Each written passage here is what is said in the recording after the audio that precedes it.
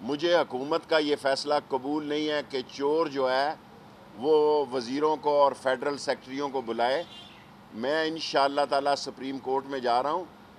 الٹے بانس بریلی کو ہو رہے ہیں، پیسہ بھی نیب کا لگ رہا ہے، شہنشائیت بھی کر رہے ہیں۔ جب بھی کوئی چور ڈاکو لٹیرا جیل میں جاتا ہے، یا اس کے مورے ہلے ہوتے ہیں، یا اس کا بی پی آئی ہوتا ہے، اور یا جناب علی اس کا کوئی اور مسئلہ ہوتا ہے۔ اور آپ دیکھیں ان چوروں اور ڈاکوؤں اور لٹیروں کے لیے ڈاکٹروں نے ایسا بیان دیا کہ اس کو شہباز شریف کو کھلی فضا میں رکھو، تو پھر کھلی فضا تو پبلک اکاؤنٹ کمیٹی ہے، نکال دو جی، اس کی بیل لو، مال بھی سارا ہمارا کھا گیا ہے، ڈکار نہیں مار رہا، اور رانا ثناء اللہ جیسے بدبودار باہر رکھے ہیں میڈیا سے خطاب کرنے کے لیے۔ میں آپ سے گزارش کرتا تھا، میرا ایل این جی کا کیس بھی لگ گیا،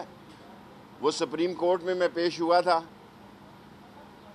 اور آپ اس کو دیکھیں کہ قوم کی دولت لوٹنے والے گرفتاری میں بھی خرچہ نیب کا اور حکومت کا کروا رہے ہیں۔ ہمیں ایک آوارہ کلاشن کوف میں 7 سال قید ہوئی، 2.5 سال بعد ہمارا پروٹیکشن آرڈر جاری ہوا۔ میں کیس لڑنے جا رہا ہوں جی، میں اس کو غیر آئینی اور غیر قانونی پبلک اکاؤنٹ کمیٹی کا چیئرمین سمجھتا ہوں،